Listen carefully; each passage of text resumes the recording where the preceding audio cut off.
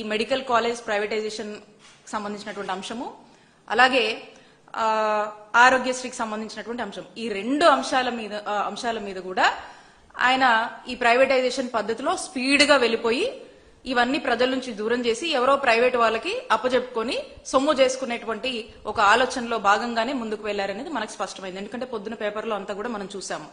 So దీన్ని మనం చూసినట్టయితే ఇది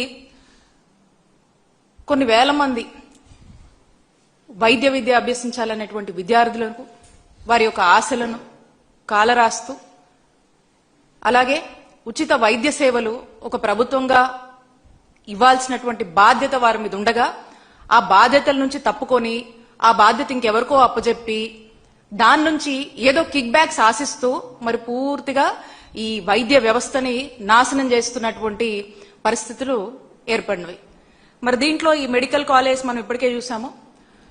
చాలా మంది కొంతకాలంగా ఈ చంద్రబాబు నాయుడు గారు ఈ పీపీపీ అని చెప్పి ప్రైవేటైజేషన్ అని చెప్పి ఎప్పుడైతే ఈ మెడికల్ కాలేజ్ ని ప్రైవేటైజేషన్ చేయాలనేటువంటి ఆలోచనకు శ్రీకారం చుట్టారో అప్పటి నుంచి కూడా రాష్ట్ర ప్రజలందరూ కూడా పూర్తిగా దీన్ని వ్యతిరేకిస్తూ ఇది తప్పు అని చెప్పి అనేక ప్లాట్ఫామ్స్ లో ప్రజలు గొంతు విప్పి అనేక పార్టీలు కావచ్చు అలాగే మా నాయకుడు జగన్మోహన్ రెడ్డి గారి పిలుపు మేరకు వైఎస్ఆర్ కాంగ్రెస్ పార్టీ చేపట్టినటువంటి అన్ని ప్రొటెస్ట్ కార్యక్రమంలో అలాగే ఈ కోటి సంతకాల సేకరణ అనేటువంటి ఒక గొప్ప కార్యక్రమంలో ప్రజలు ధైర్యంగా బయటకు వచ్చి ఈ మెడికల్ కాలేజ్ ప్రైవేటైజేషన్ కి మేము వ్యతిరేకం, దీనికి మేము పూర్తిగా మద్దతు ఇస్తాము, ప్రభుత్వంగా చంద్రబాబు నాయుడు గారు ప్రభుత్వం చేయాల్సినటువంటి బాధ్యత నుంచి పక్కకు తప్పుకొని ఈ రోజు ప్రజల్ని మోసం చేస్తామంటే మేమెందుకు కోరుకుంటాము. ప్రతి పేదవాడు మధ్యతరగతి వాడు వారి యొక్క ఆవేదనని సంతకం రూపంలో మరి చేసి దీనికి ఎంత దూరమైనా పోరాడతాము, వైఎస్ఆర్ కాంగ్రెస్ పార్టీకి మద్దతుగా ఉంటామని చెప్పి అలాగే ఎవరు కూడా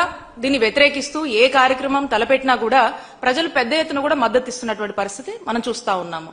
మరి ఇంత జరుగుతున్నా కూడా కనీసం ఇంత కూడా చంద్రబాబు నాయుడు గారు పట్టించుకోకుండా కోటి మంది ఈ రాష్ట్రంలో గొంతెత్తినా సరే అయినా సరే చంద్రబాబు నాయుడు గారు వినకుండా పట్టించుకోకుండా నేను అనుకున్నదే అని చెప్పి మోనోపోలిగా మరి చంద్రబాబు నాయుడు గారు ప్రభుత్వం వెళ్తున్న తీరు ప్రజలందరూ కూడా గమనిస్తున్నారు. ఈ రోజు కూడా మనం చూసాము. మరి ఎవరో పొద్దున లోకేష్ గారిని కూడా కొంతమంది విద్యార్థి సంఘాలలో కలవడం జరిగింది. కలిసి మరి మెడికల్ కాలేజ్ ప్రైవేటైజేషన్ ని మీరు ఆపేస్తే బాగుంటుందండి, ఇది గవర్నమెంట్ రంగంలోనే నడుస్తే బాగుంటుంది అని చెప్తే కనీసము ఏ మాత్రం కూడా పట్టించుకోకుండా సేమ్ తండ్రి బాటలోనే లోకేష్ గారు కూడా ఖచ్చితంగా ప్రైవేటైజేషనే చేస్తాము, దీంట్లో నో అదర్ ఆల్టర్నేట్ ఆప్షన్ అని చెప్పేసి ఇక వాళ్ళ మొహం మీదే ఏ విధంగా చెప్పేసి మరి ఆయన కూడా సేమ్ స్టాండ్ చెప్పినటువంటి పరిస్థితిని మనం ఈరోజు చూసాము. వాళ్లకు మనం వైద్య సేవలు అందించినా అందించకపోయినా మనం అడిగేది ఎవరు, మన ధోరణి ఇదే, మన పద్ధతి ఇదే, వీటి ప్రైవేటైజేషన్ కి మనం అప్పచెప్పేద్దాము, మనం సొమ్ము చేసుకుందాము అనేటువంటి ఒక దుర్మార్గమైనటువంటి ఆలోచనతో మరి చంద్రబాబు నాయుడు గారు ముందుకు వెళ్ళటము. చాలా అసలు ప్రైవేట్ హాస్పిటల్ ఫ్రీగా ఎందుకు చూస్తాయి? ప్రైవేట్ హాస్పిటల్కి వెళ్తే డబ్బులు కట్టాలి కదా.